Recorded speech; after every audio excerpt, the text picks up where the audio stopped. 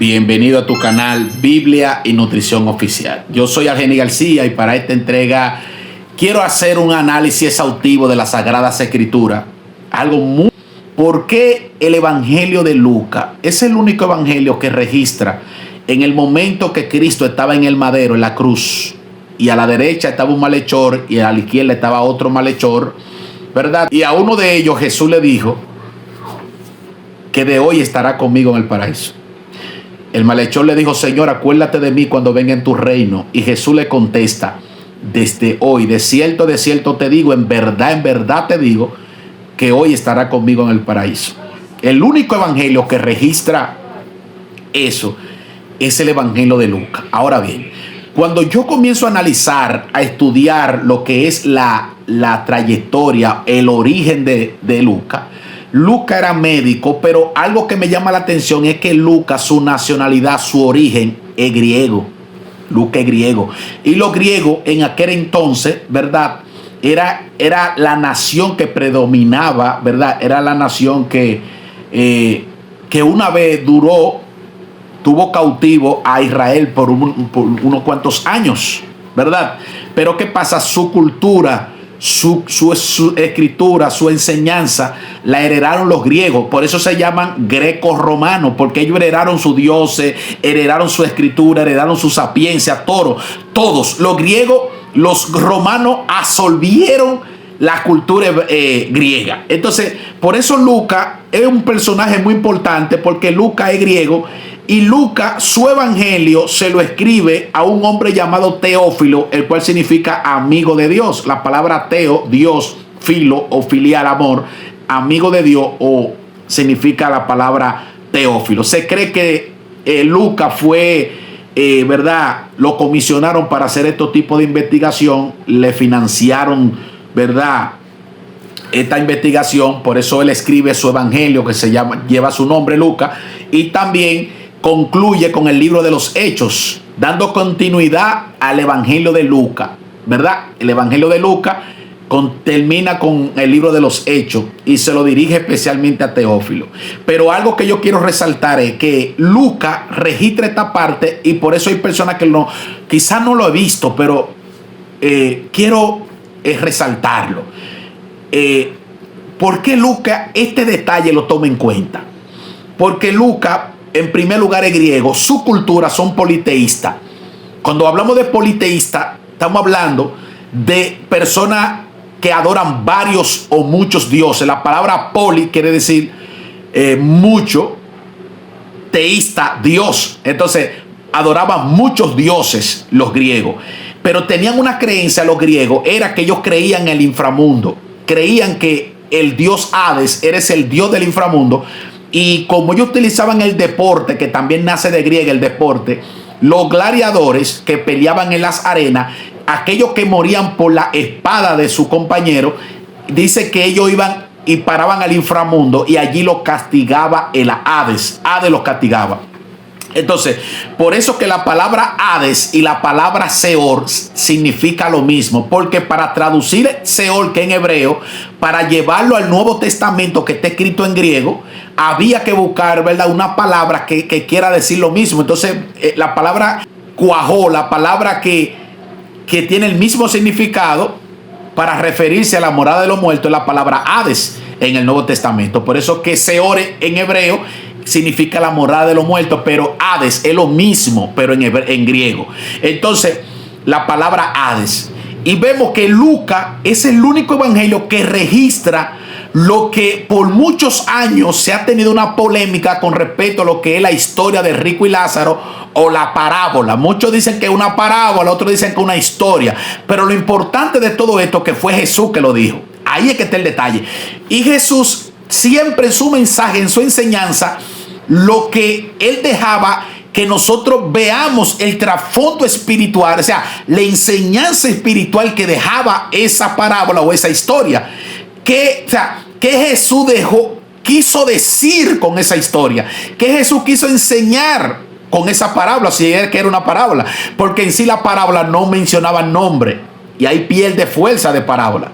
Es una historia completamente. Ahora, lo que quiero resaltar es que Lucas es el único evangelio que registra eso porque Lucas, siendo griego, Lucas le está diciendo a su pueblo griego que no era como decía Platón, que no era como decía Aristóteles, que no era como decía Sócrates, que no era como decía todos esos pensadores griegos que estaban aquí antes de Cristo, que eran personas que eran respetadas por su filosofía y su sabiduría. Porque la palabra filosofía lo que significa amar, conocimiento, filo, amor, ¿verdad? Y sofía, conocimiento, amar, conocimiento, significa la palabra filosofía. Entonces Lucas le está revelando a su pueblo que cuál es el proceso de la muerte y a dónde ve el hombre cuando se muere. Estos son uno de los temas más controversiales que existe en el mundo, en el ámbito religioso, donde siempre se le está buscando una quinta pata, porque el hombre de por sí no quiere admitir la realidad que cuando parta de esta tierra le espera un lugar de tormento si parte sin Cristo. Por eso Jesús le dice: de cierto te digo que hoy estará conmigo en el paraíso. El paraíso en ese momento se encontraba debajo de la tierra. ¿Cómo es posible? Sí, Jesús lo profetizó en Mateo capítulo 12, verso 35. Capítulo 35, 36, me parece que está ese texto, dice que los fariseos le estaban pidiendo señales a Jesús, y Jesús le dijo: señal no le será dada, sino la señal del profeta Jonás. Así como Jonás duró 3 días y 3 noches en el corazón, en el vientre del pez, así es necesario que el Hijo del Hombre dure 3 días y 3 noches en el corazón de la tierra. Jesús estaba dando una coordenada de que cuando él hubiese muerto, iba a descender en el corazón de la tierra, iba a descender abajo. Entonces Pablo habla de que Jesús también descendió. En Efesios capítulo 4 habla que Jesús descendió. Entonces, ahora bien, porque todo lo muerto, todas aquellas personas que morían antes de Jesucristo, todos iban al paraíso que estaba debajo de la tierra. Pero eso estaba en el Hades, pero que el Hades estaba dividido. Una parte se le llamaba el paraíso y la otra parte se le llamaba el Hades, del lugar de tormentos, donde una gran cima hacía una separación. La cima ahí significa el gran abismo, que era lo que hacía la separación. Por eso cuando Abraham le contesta al hombre que era rico, que está en el Hades siendo atormentado por llama, ¿verdad? Él le dice: nosotros no podemos ir para allá, ni ustedes pueden coger para acá. Fíjense que están hablando en términos plural. Ustedes no pueden pasar para acá, ni nosotros tampoco podemos ir para allá, porque hay una cima que hace una separación. Esa cima es el gran abismo. El gran abismo, que es el abismo, no es más que las prisiones de demonios, donde habla Apocalipsis capítulo 9, me parece que el verso 7, donde ese pozo será abierto, porque se le entregará la llave a un ángel, ¿verdad? Y abrirá el pozo del abismo, y ahí saldrán muchos demonios, el cual actualmente hay demonios que están bajo prisión en ese lugar, por Dios están bajo prisión.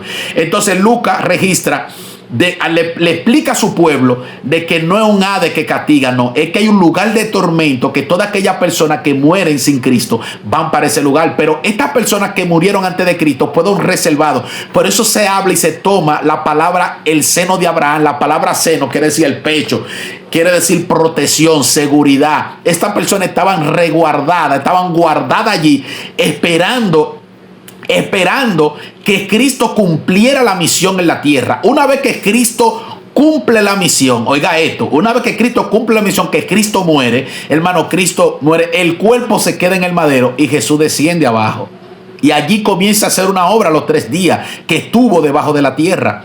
El asunto es que Jesús traslada, saca a esa gente ahí. Cuando Jesús resucita de entre los muertos, esto es muy importante, cuando Jesús resucita de entre los muertos, que María Magdalena estaba en el sepulcro, no está reconociendo que Jesús era que había acabado de resucitar. Y Jesús le pregunta: mujer, ¿a quién busca? Ando buscando a mi Señor, no sé dónde le han puesto. María no lo reconoce, porque ya Jesús había resucitado con un cuerpo glorificado, y el cuerpo de pecado que tiene María hace que vea empañado, o sea, que no reconozca a Jesús. Y cuando Jesús le dice María, la llama por su nombre, María lo reconoce y le dice Raboni, lo llama. Y cuando ella va y se le acerca para abrazarlo, Jesús le dice a María: no me toque, porque todavía no he subido al Padre. Jesús acabó de resucitar. El domingo, se cree como eso de las 6 de la mañana, resucitó. Pero ¿por qué Jesús le dice a María que no lo tocara? Que todavía no había subido al Padre, sino que fuera, que él había prometido que cuando resucitara se reuniría con ellos allá en Jerusalén. Iba a ir con sus hermanos, pero que vaya, que le diga a Pedro, sus hermanos, que él se va a juntar con ellos allá. Y sin embargo, hay un principio bíblico maravilloso que hay que analizar. Y era que el sumo sacerdote, cuando iba a hacer un sacrificio, a eso se le llamaba el día de la expiación, donde el sacerdote tomaba sangre, ¿verdad? Para el pecado de él primero y el pecado del pueblo, el día de la expiación. Entonces, el sumo sacerdote no podía ser tocado ni siquiera por su esposa ni sus hijos. Nadie podía tocar al sumo sacerdote, porque el sumo sacerdote iba a entrar al lugar santísimo y se consideraba como una contaminación. El día que el sumo sacerdote iba a entrar al lugar santísimo, no podía ser tocado. Si fuese tocado por un ser humano, por lo que sea, ya Dios lo consideraba como un inmundo. Jesús está tomando este mismo patrón, un cumplimiento bíblico, cumplimiento de la Torá. Lo mismo le dice a María, como Jesús va a subir al Padre como sumo sacerdote a llevar una ofrenda. Óigame bien, Jesús le dice, no me toque, porque podía, ¿verdad?, contaminar la ofrenda. Ahora, ¿cuál es la ofrenda que Jesús iba a llevar? Quizás muchos no estén de acuerdo conmigo, pero pues se puede analizar. La ofrenda que Jesús iba a llevar era la gente que estaba en el Hades, en el seno de Abraham. Jesús trasladó a esa gente y lo trasladó al tercer cielo. Ahora, la gente que mueren después de la resurrección de Cristo, estas personas no van al Hades allá abajo. La gente van al cielo. Y muchas personas dicen, ¿y cómo que van al cielo? Que el cuerpo se queda en la tierra y el alma se va. Sí, el alma va al cielo, a un lugar que Dios ha provisto para esperar la resurrección de los muertos. Porque la resurrección de los muertos se le habla al cuerpo. Cuando se habla de resurrección, se está hablando del cuerpo que va a resucitar de entre los muertos. Y para que el cuerpo resucite, el alma tiene que entrar dentro del cuerpo para que haya una resurrección y un cuerpo glorificado. Por eso el apóstol Pablo habla en su segunda carta a los tesalonicenses, en su primera carta a los tesalonicenses, su capítulo 4, versículo 15, 16, 17, porque el Señor mismo, con voz de mando, con voz de arcángel, con trompeta de Dios, descenderá del cielo, y los muertos en Cristo resucitarán primero. Luego nosotros, los que vivimos, seremos arrebatados y estaremos siempre con el Señor. O sea, la Biblia es clara con lo que dice. Habla de la resurrección y habla de los muertos en Cristo. Entonces, alguien me preguntaba y decía, pero ¿cómo es que si el alma está en el cielo y el cuerpo está en la tierra, ¿y para qué buscarlo si ya está en el cielo y quedarse allá? El asunto que está hablando de una resurrección. El cuerpo tiene que resucitar, no el alma. El cuerpo tiene que resucitar. Entonces, ¿qué pasa? El alma va a descender y se va a introducir en el cuerpo. Eso es lo que va a pasar. En la misma carta revela eso. Primera carta del apóstol Pablo, capítulo 4, verso 14. Dice la palabra del Señor, que Dios enviará con Jesús a los que murieron en él, a los que durmieron en él. Dios enviará con Jesús a los que durmieron en el arrebatamiento, que hay personas que no creen esto, respeto también eso. El alma se va a introducir en el cuerpo del ser humano, y ahí donde el cuerpo se convertirá en un cuerpo glorificado, donde este cuerpo corruptible se convertirá en incorrupción, este cuerpo corrupto se convertirá en incorrupción, este cuerpo mortal se convertirá en inmortalidad. Y es donde la palabra establece en primera carta a los Corintios, primera carta a los Corintios del apóstol Pablo, en su capítulo 15, versos 51 y 52. Os digo un misterio: no todos dormiremos, pero sí todos seremos transformados en un abrir, en un cerrar de ojos. Porque se sonará la trompeta, ¿verdad? Se sonará la trompeta. Y también hace el cuestionamiento el apóstol Pablo. Dice, ¿dónde está, oh muerte, tu aguijón? Oh sepulcro, tu victoria. Porque ahora la muerte antes era un cuco, ahora se ha convertido en una bendición para el creyente. Por eso dice Pablo, para mí el vivir es Cristo y el morir es ganancia. Ahora usted estando vivo, estando muerto, es lo mismo, para la gloria de Dios. Entonces, Lucas le está revelando a su pueblo que existe un lugar de tormento en el cual se habla que un infierno, porque la palabra infierno lo que significa llama, realmente es el Hades. El Hades es la morada de los muertos. Entonces, el que era rico que menciona Jesús estaba envuelto de una llama. Esa llama se le llama infierno, a la llama, no al lugar. A la llama se le llama infierno, a lo que estaba haciendo sufrir a este hombre, a su alma. Y lo importante de esto es que los 5 sentidos de este hombre estaban activos en el Hades. El sentido del gusto, el sentido de la vista, el sentido del tacto. Percibía todo normal, porque hablaba, veía normal y sentía el dolor en su cuerpo. Sentía que estaba siendo atormentado de tal manera que le pidió a Abraham agua, que mandara a Lázaro a que mojara la punta de su lengua. Hasta se olvidó en ese momento tanta maldad que hizo que ni siquiera a Lázaro le dio nada. Pero nada, es bueno analizar esto de un punto de vista cultural. Lucas era griego y en su evangelio él trata de mostrarle a su pueblo que existe un lugar de tormento, y es en el Hades se encuentra una llama que se llama infierno. Y por eso Jesús dijo que si tu mano derecha te da ocasión de caer, córtatela. Mejor es que entre manco al cielo y no que vaya con los 2 brazos al infierno.